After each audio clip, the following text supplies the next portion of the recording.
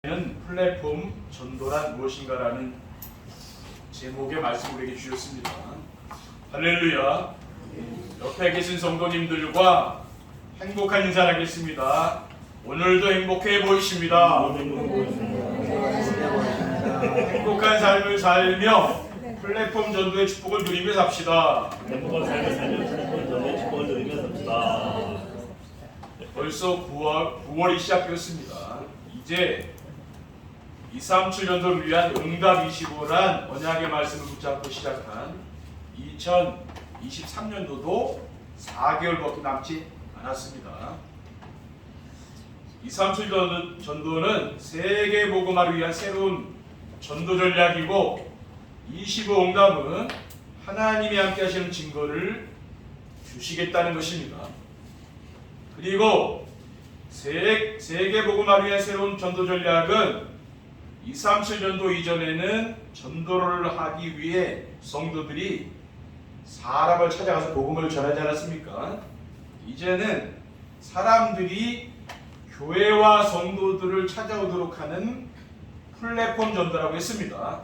그래서 7월부터 우리는 237 전도를 플랫폼 전도라고 바꾸어 전하는 것입니다. 그리고 앞으로 강화 언약교회 시대가 열리면은 많은 목회자들과 선교사님들이 찾아오셔서 우리 강화 언약교회를 벤치마킹하려고 전도자의 삶과 플랫폼 전도가 무엇냐고 물을 때 대답할 것을 준비하는 마음으로 9월에는 플랫폼 전도와 전도자의 삶에 대한 메시지를 전하도록 하겠습니다. 플랫폼 전도가 무엇입니까? 플랫폼 전도는 세계 복음화를 위한 새로운 전도 전략입니다. 왜 플랫폼 전도가 세계 복음화를 위한 새로운 전도 전략입니까? 플랫폼이란 옛날 우물가에 여인네들이 모여서 빨래하지 않았습니까? 사람들이 많이 모이잖아요. 또 버스 정류장과 기차역 사람들이 많이 모이잖아요. 지금은 유튜브라든가 또 구글 이런 스마트폰 이런 것들이 전부 플랫폼이 되어 있는 거죠. 사람들이 다 그 앞에 있지 않습니까? 그것을 바로 플랫폼이라고 하는 겁니다. 자, 지금까지 모든 전도는 성도들이 불신자들을 찾아갔습니다. 플랫폼 전도를 하기 전에는 길거리나 공원에서 노방 전도와 찬양 전도를 하거나 가가오를 방문하는 축구 전도를 하였습니다. 그리고 플랫폼 전도는 사람들이 교회에 찾아오도록 하는 것이기 때문입니다. 지금까지 전도는 성도들이 사람들을 찾아가는 것이었다면 이제부터는 사람들이 스스로 교회에 찾아오도록 하는 겁니다. 이게 전도 전략이 지금 바뀐 거죠. 왜냐? 세상이 급변하고 있는데 교회는 옛날식으로 그대로 하면 교회가 되겠습니까? 그러니까 우리가 이런 전도 전략도 지금 이제 바꾸는 거죠. 코로나가 오면서 바뀐 겁니다. 왜냐? 사람들이 찾아오는 것도 싫어하잖아요. 그렇죠? 그래서 이렇게 바뀐 겁니다. 그리고 플랫폼 전도는 하는 것이 아니고 삶 속에서 되어지는 것이기 때문입니다. 지금까지는 우리가 전도에 사명된 사람들이 주로 했잖아요. 전도지를 가지고 현장에 가서 나눠주고 복음 전해서 그 사람들 교회로 인도해오고 되게 그렇게 했잖아요. 플랫폼 전도는 그런 게 아니고 성도들의 삶 현장에서 자연스럽게 되는 겁니다. 성도들을 보고 사람들이 교회로 오는 거죠. 이거는 굉장히 수준이 높은 거죠. 옛날에 우리가 그냥 찾아가서 한 거고 지금 뭐냐면은 성도들을 보면서 불신자들이 교회에 온다는 거. 이게 다른 겁니다. 둘째, 플랫폼 전도는 임마누엘의 축복을 누릴 때 열매로 나오는 것입니다. 플랫폼 전도가 열매로 나오는 임마누엘의 축복은 무엇입니까? 임마누엘의 축복은 하나님이 함께 하심을 느끼면서 하는 거예요. 우리가 교회만 그냥 다니는 게 아니고 내 삶의 현장에 하나님께 함께 하시는 걸 내가 느낀다는 거예요. 아멘. 마태복음 1장 13절에 보라 처녀가 잉태의 아들을 낳을 것이요 그의 이름은 임마누엘이라 하셨으니 이를 번역한즉 하나님이 우리와 함께 계시다 함이라고 했어요. 아멘. 하나님이 강단에 선포하신 언약의 말씀을 붙잡으면 임마누엘의 축복을 누리게 돼요. 그리고 임마누엘의 축복을 누리면은 부러울 사람이 없을 만큼 만족합니다. 왜 그렇습니까? 하나님이 나와 함께를 느끼고 사니까 만족하는 거죠. 시편 23편 1절에 여호와는 나의 목자시니 내게 부족함이 없으리다라고 다윗이 고백했어요. 그리고 임마누엘의 축복을 누리면은 세상에 두려운 것이 없고 평안합니다. 왜 그렇습니까? 하나님이 함께하니까 두려운 게 없는 거예요. 요한복음 14장 27절에 평안을 너에게 끼치느니 곧 나의 평안을 너에게 주노라. 내가 너에게 주는 것은 세상이 주는 것과 같이 아니하니라. 너희는 마음에 근심하지도 말고 두려워하지도 말라. 하나님 우리에게 뭘 줍니까? 세상 사람들이 모르는 평안을 우리 마음에 주신다고. 아멘. 이게 다른 거예요. 요한복음 16장 33절에 이것을 너희에게 이르는 것은 너희로 내 안에서 평안을 누리게 하려 함이라. 세상에서는 너희가 환난을 당하나 담대하라. 내가 세상을 이기었노라. 주님께서 우리에게 평안을 주신다. 이거 평안을 누리도록.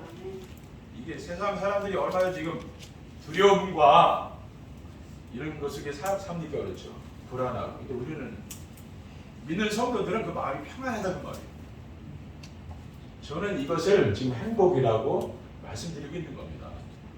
셋째, 플랫폼 전도는 성도들의 가정과 직장을 플랫폼이 되도록 하는 것입니다. 성도들의 가정과 직장을 플랫폼이 되도록 하려면 어떻게 해야 됩니까?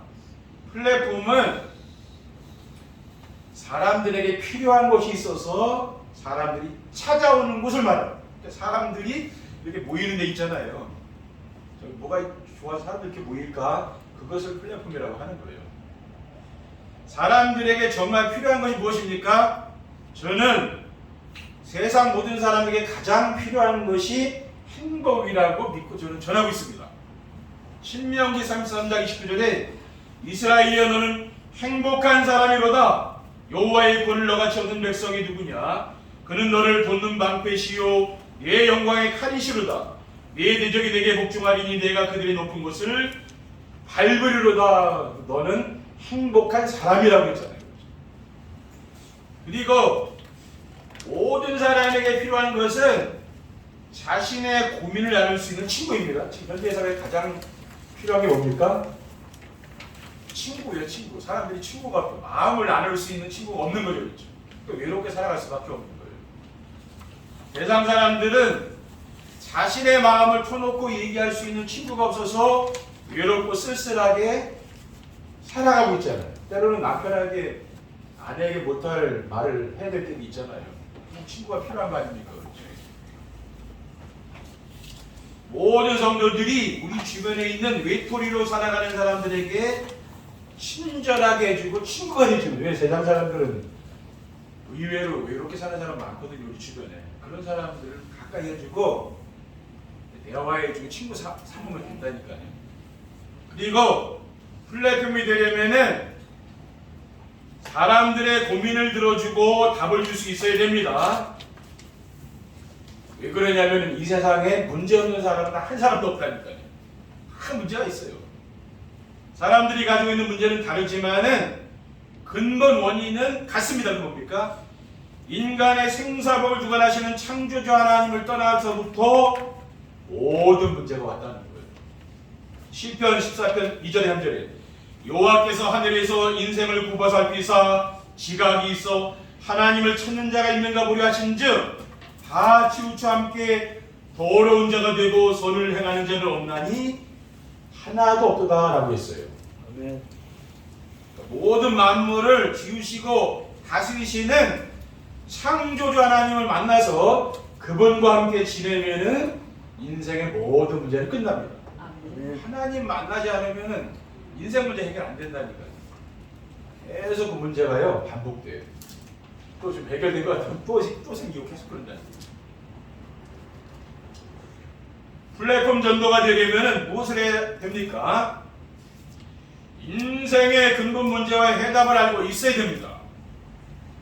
인생의 근본 문제와 해답이 무엇입니까? 인생의 모든 문제는 사람들이 마음에 하나님을 두기를 싫어하는 데서부터 시작된 거예요. 그 마음에 하나님 계셔야 되는데 하나님이 안 계신 거죠.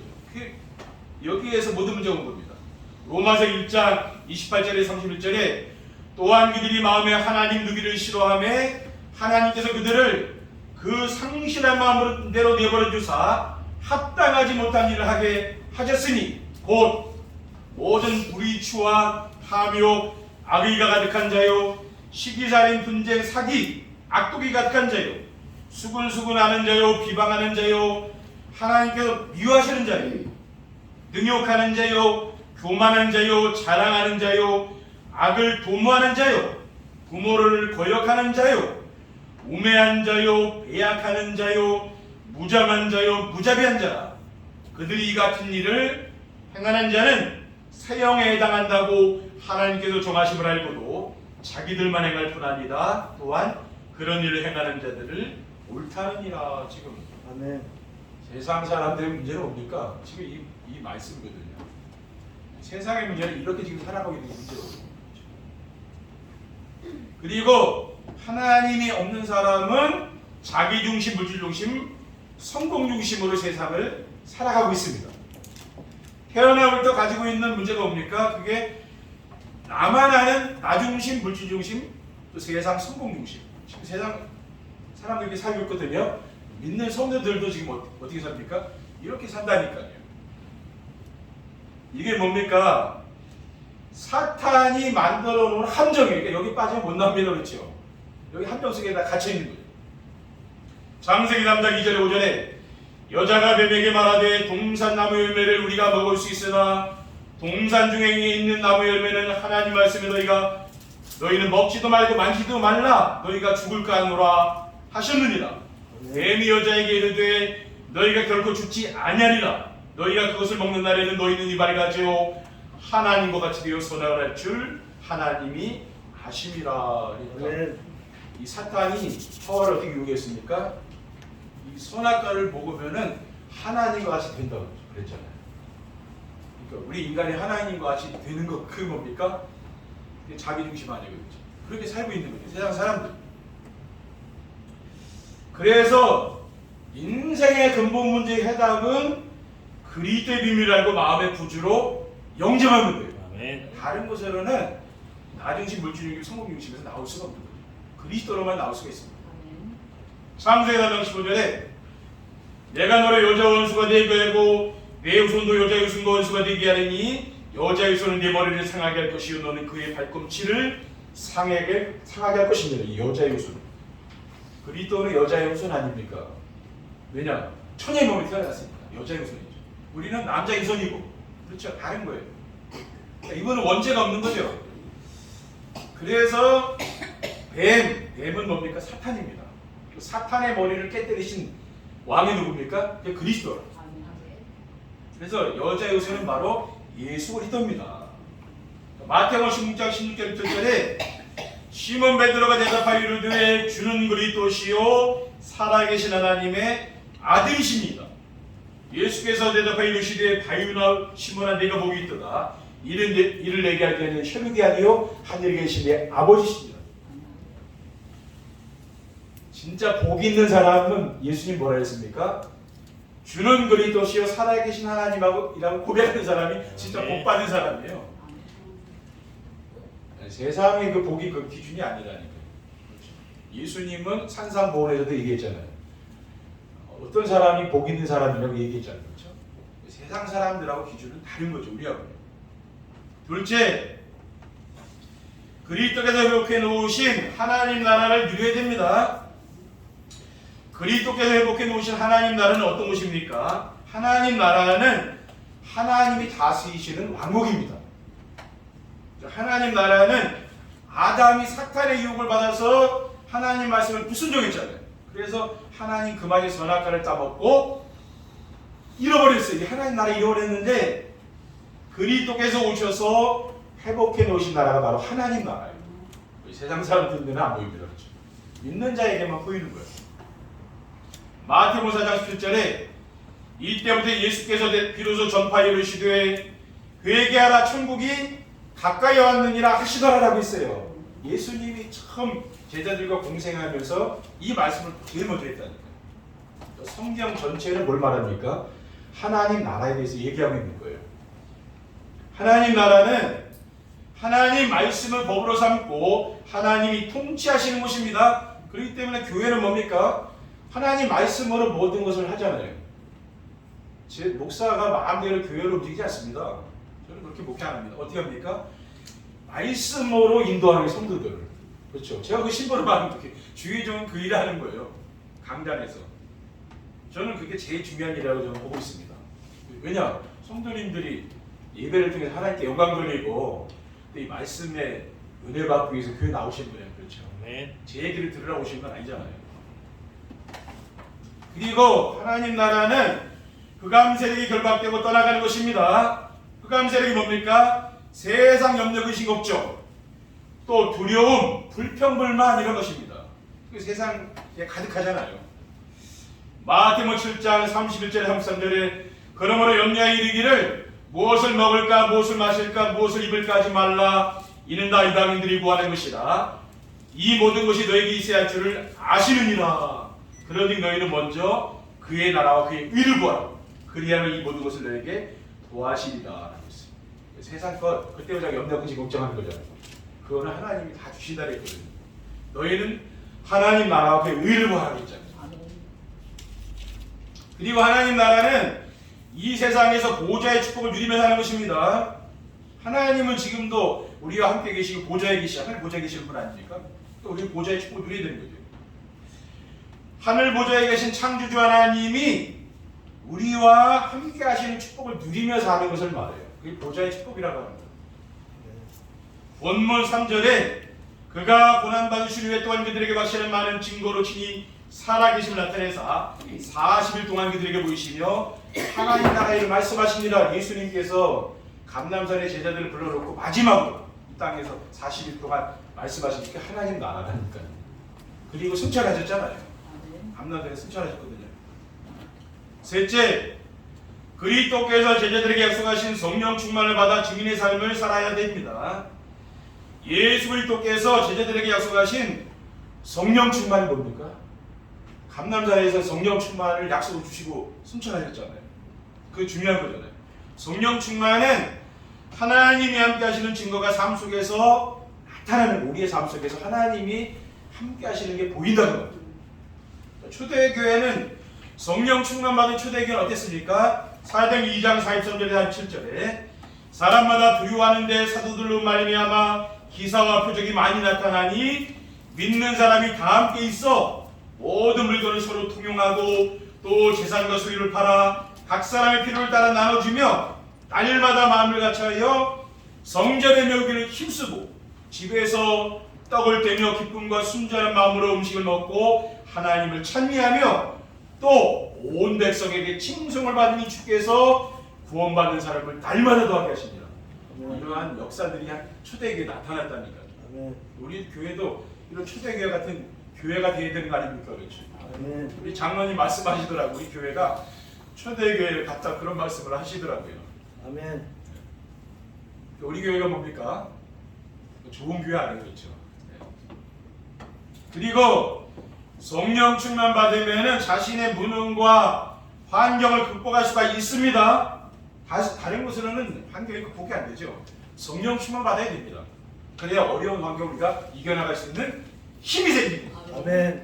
빌보서 4장 11절 23절에 내가 궁핍함으로 말하는 것이 아니니라 어떠한 형편이든지 나는 자족하기를 배웠노니 나는 귀천에 처할 줄도 알고 풍부에 처할 줄도 알아 모든 일곱 배부름과 배고픔과 풍부와 궁핍에도 처할 줄 아는 일체 비결을 배웠노라. 내게 능력 주시는 자에서 내가 모든 걸 할 수 있는 일이라고 했습니다. 아멘. 세상 사람들은 뭐 먹는데 얼마나 관심 많습니까? 마치 좋은데 닭을 꽉 차 있거든요. 우리는 그렇게 안 해도 그렇죠. 우리는 또 좋은 게 있잖아요. 하나님 주신 은혜를 누리며 사니까 저는 그렇게 부럽지 않습니다. 아멘. 예, 능력 주시는 자에서 모든 걸 할 수 있다 했죠, 그렇죠? 아멘. 그리고 오직 성령 충만으로만 세계복음을 이룰 수가 있습니다. 사도행 1장 7절에 8절에 이르시되 때와 시기는 아버지께서 자기의 권한에 주셨으니 너희가 할 바 아니요 오직 성령이 너희에게 마시면 너희가 권능받고 예루살렘과 온 유대와 사마리아 땅까지 이르러 내 증인되리라. 아멘. 성령 충만 받아야 되는 겁니다. 이 세계복음화를 예수님께서 명령하셨잖아요. 교회 사명 세계복음화 아니에요, 그렇죠? 아멘. 근데 이거는 우리의 힘으로 안 돼요. 성령 충만 받으면 돼요. 아멘. 하나님의 역사하면 되는 거예요. 그렇죠? 아멘. 결론입니다. 플랫폼 전도가 되면 어떻게 됩니까? 자신의 수준이나 상황이 아무 문제가 되지 않습니다. 여러분 지금 어떤 수준이고 상황이 되지 그 문제가 된다. 인생의 근본 문제 해답이 그리스도의 비밀을 알고 누리며 흑암 세력이 무너지고 하나님 나라가 임하게 되면은 성령 충만 받아서 증인의 삶을 살게 됩니다. 아멘. 그러면은 내 수준과 나의 환경과 이런 어려움과 고난은 문제가 안 돼요. 왜냐? 주님이 우리에게 평안함과 기쁨을 준다니까. 아멘. 그게 굉장히 세상 사는데 저는 제일 중요하다고 봅니다. 아멘. 우리가 그렇게 많이 가진 게 없어도 내가 평안하다면 인생 살만한 거 아니에요, 그렇죠? 아멘. 평안하면 어떻습니까? 잠도 잘 온다니까. 평안함. 아멘. 둘째, 사탄이 발 앞에 무릎 꿇고 떠나가게 됩니다. 날마다 강단 말씀을 듣고 묵상하고 기록하며 전달하는 정셰의 축복을 누리면 우리 성도인들이 해야 될 게 이것만 하시면 된다니까요. 이렇게 강단 말씀을 매일 듣고 내 마음에 담는 이 정셰를 하게 되면은요, 다른 교회는 이런 교회 별로 없거든요. 장로님도 오래 신앙생활 했지만 그런 게 별로 없잖아요. 우리 교회는 오랫동안 이렇게 해왔어요, 지금까지. 그래서 이렇게 되면 하나님이 함께하는 임마의 축복 누립니다. 그러면은 사람과의 사이에서의 불화와 다툼이 이런 게 없어져요. 내가 하나님 말씀에 은혜를 받으면 이게 없어져. 그렇지 않으면은 이게 잘 안 떠나간다는 거예요. 갈등, 그 가정에서도 갈등 이런 게 잘 안 떠나. 근데 내가 은혜를 받으면 돼요. 근데 내가 은혜를 못 받으면 왜 안 돼요? 근데 예배 시간을 통해서 은혜 받고 강단 말씀을 통해 또 은혜 받잖아요. 그러면은 그런 게 없어진다는 거예요. 저는 그렇더라고요. 그러면 사탄의 무릎을 바람에 무릎 꿇고 타나가는 역사가 일어날 줄 믿습니다. 로마서 16장 11절 2절에 너희 순종함이 모든 사람에 들리는지라 그러므로 내가 너희로 말미암아 기뻐하노니 너희가 선한 데 지혜롭고 악한 데 미련하기를 원하노라. 평강의 하나님께서 속히 사탄을 너희 발 아래에서 상하게 하시겠죠. 선한 데는 지혜로우시고 악한 데는 미련하시면 돼요. 마지막으로 생명운동과 제자가 세워지게 됩니다. 성도들이 평안함을 누리며 살며 사탄이 발 앞에서 무릎을 꿇고 떠나가게 되면은 현장에서 생명운동이 일어나죠. 사람을 살리는 일이 일어난다는 거예요. 죽이는 게 아니라 나를 통해 자꾸만 생명이 살아나는 일이 일어나는 거죠. 그리고 강단의 메시지를 하나님 말씀으로 믿고 순종하며 따라가며 이제는 나를 위해서 사는 삶에서 이제 바꾸는 겁니다. 뭐예요?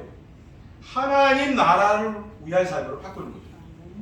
그러면은 나의 목숨을 내어놓을 수 있는 제자들이 일어나요. 왜? 이제는 나를 위해 사는 게 아니라 우리는 그리스도를 위해 살고 하나님 나라를 위해 살아요. 여기에 생명을 거는 제자들이 여러분을 통해서 여러분 후대를 통해서 나올 줄 믿습니다. 그래서 이러한 축복을 한 주간 누리시기를 주님의 이름으로 축원드립니다. 기도하겠습니다. 사랑의 하나님 감사합니다. 오늘 주신 언약의 말씀을 우리의 마음에 담을 수 있도록 도와주시고 우리의 삶의 현장에서 정시배를 누리며 한 주간 사탄과의 영적인 싸움에서 승리할 수 있도록 인도해 주시옵소서. 우리 구주 예수 그리스도의 이름으로 기도하옵나이다. 아멘.